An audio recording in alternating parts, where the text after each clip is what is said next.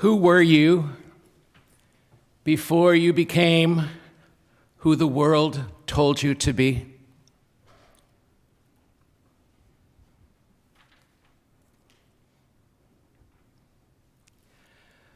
When did you become so tamed?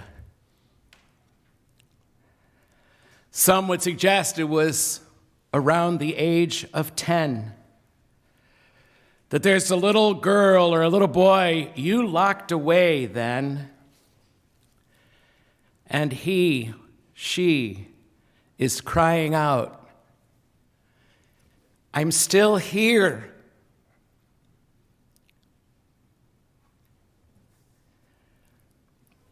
Zookeepers insist that wild animals in a cage do not miss their wildness.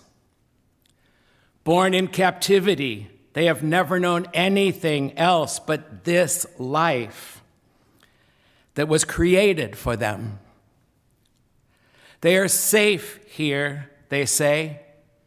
No predators, all the food they need. And they might be right. But you gotta wonder, when you see those big cats, the lion standing tall, the leopard with muscles taut, pacing back and forth, alert and looking beyond the fence, wondering maybe if there's not something, that powerful animal that knows something is missing. Something is wrong with this life. Something off, something restless, some wide savanna, some fenceless world out there. Do they wonder if life was supposed to be more beautiful than this? Are they missing their wild? Are you? Mark's Jesus is wild. Mark's story of the temptations in the wilderness, you just heard, it's sparse and it's Spartan. No specific temptations ID'd here, like the other Gospels. Just angels who tend to him. And that he was with the wild beasts. He was with the wild beasts. You see, Mark's Jesus is wild. Listen for it as we read from Mark Sunday after Sunday this year. This Jesus is pacing the fence of the world he grew up in, the world that tried desperately to tame him. The leaders of his own church even tried to tame him. The occupying force of Rome, his friends, especially Peter, even his mother tried to protect him from himself. They all tried to put Jesus in a cage of their making. They all buried his truly wild self under their expectations of him, their shoulds. This Jesus does not know what he wants till the very end of this gospel. He is filled with doubts. In Mark's gospel, you can see Jesus pacing the fence others put up for him to tame him. He knew somehow inside himself that something was missing. He knew he was made for something as yet unrealized. And here he is in this gospel, pacing the earth to find out what that is, who he really is. What does it mean that the wild beasts were with Jesus?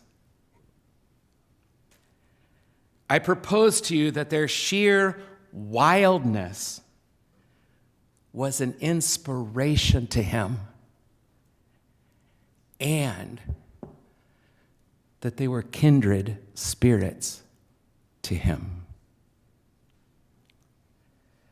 Their lack of tameness gave him the strength he needed to go mano a mano with the adversary outside of him and the adversary inside of him, which was fear.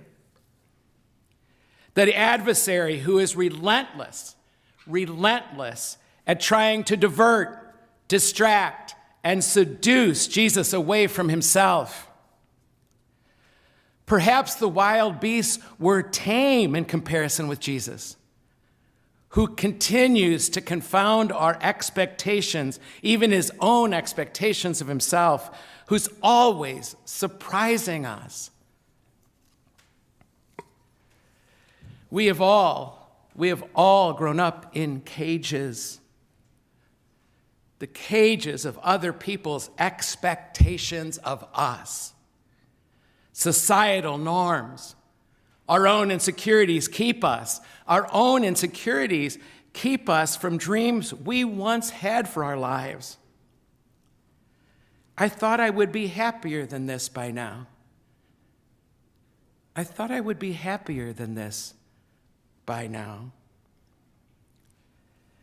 And so we end up just pacing. Are we missing our own wild?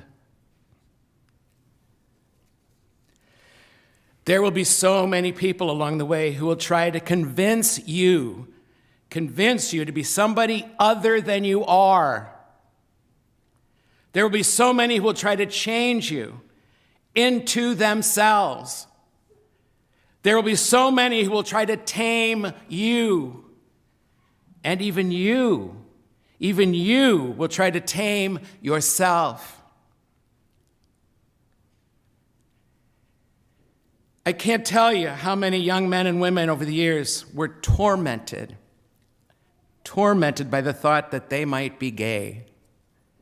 More precisely, LGBTQ.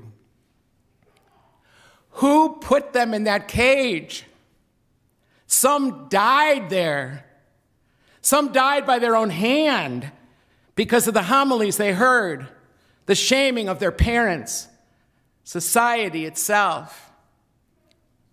Can you imagine how powerful the lock on the door of that cage because of fear, torment, that they would be rejected?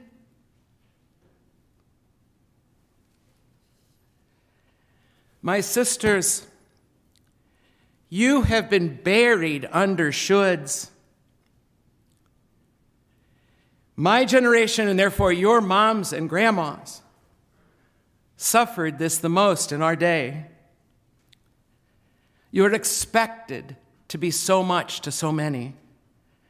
You're expected to be martyrs to your own kids, as they would have it, as so many would have it. You are to live in a cage of their making. Be a good little Catholic girl, wife, mother, daughter, woman. Follow the rules. Do it like everybody else does it. When the truth is, you should be free to feel every emotion every woman feels, and I mean feel it. One of my friends who cuts herself tells me she does it just to feel something again.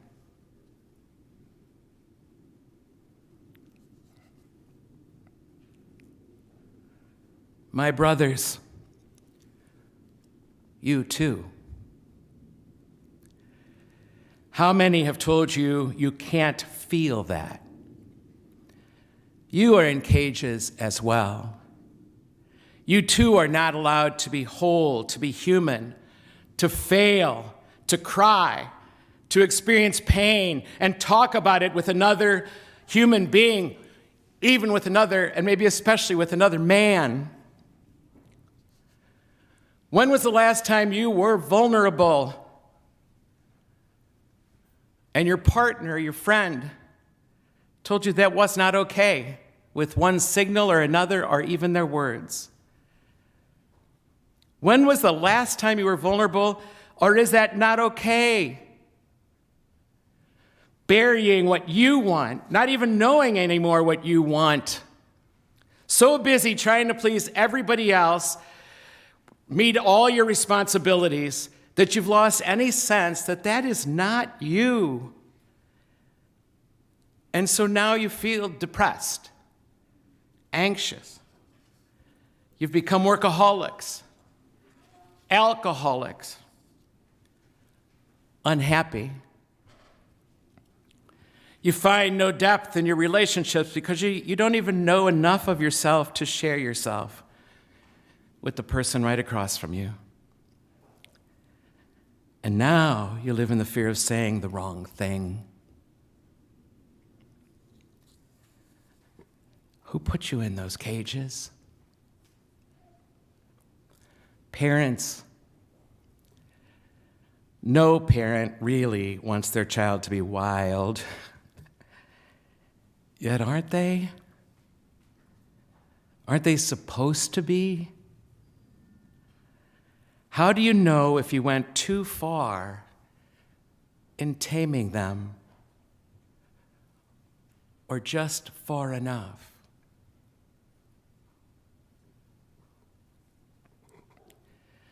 Be a good little seminarian, and we will ordain you. I've been patted on the head so many times it rubbed my hairs off. And so we good little seminarians bury our thoughts and our creativity and our individuality and our freedom. We were told once by a bishop that the priest should not be too good at preaching. He should not be too talented at the altar, because he would get in the way then of Jesus. He unabashedly was asking us to be mediocre. Sister Colleen and I were comrades, friends, going back to when I was in high school, and just started to think these thoughts that I was thinking about getting ordained and stuff. And she was also, like me, in trouble often in formation for actually sometimes being too happy. But she encouraged me again and again to be yourself, no matter how many people try to keep you from that. Thanks, Colleen.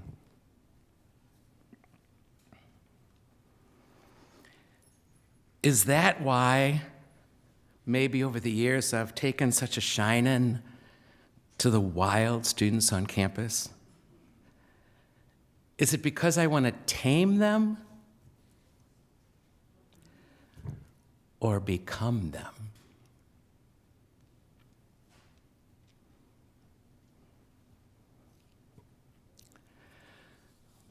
Believe it or not, people use religion to stay caged from their own wildness.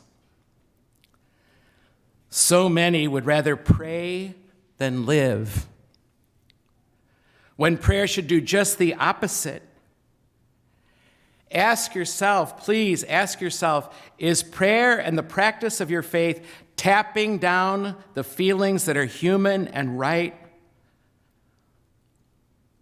Or is your practice of prayer helping you be even more wild, own your own wild and true self? You and I need to spend at least some time this Lent looking hard at our faith, our friendships, our work, our sexualities, our entire life. Is this what I want? Or what have I been conditioned to want? Do I really want this? Or is this what somebody told me to want and programmed into me? And I ask you to even notice the fear that may be coming up inside of you, just hearing this. Any sort of resistance, even in your body, to letting this in that you would even consider and think about. Where is fear in you right now?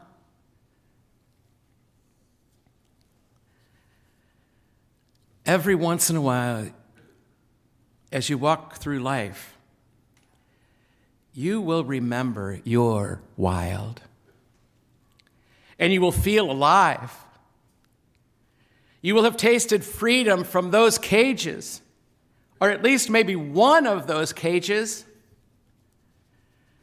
Maybe it was when you felt absolutely, totally in love for the first time, totally abandoned to something in ways you were not trained to even allow yourself to want. Brave means living from the inside out, someone wrote. Brave means living from the inside out. When was the last time you were that brave? I don't want you pacing along the fence of your life, thinking something's missing, wondering if there's more to you than this. I want you to let yourself be your own self, your own self. I want you to be wild about something, anything, before you tame the best out of you and what is uniquely you. I want you to push the edges of something in your life before it dies, or you do. I don't want you to live your life without living your life. I want you to keep your humanity and everything that comes with it. My friends, it's in you to do that. It is in you to run free. Don't let Gary Brown or anybody stop you. You know the wild. It's in you. You can walk 2 miles at the most from here to one of the best zoos in the world, and you can decry the pent-up wildness of a zoo. But you don't even see that it's happening to you because of everybody else's expectations on you, or maybe even your own now. You, the real you, is buried under all those expectations and all those dreams for you so deep that you don't even know yours. This Lent, look hard at your faith, at your friendships, your work, your sexuality, your entire life, and ask, how much of this was my idea? Who was I before I became who the world told me to be?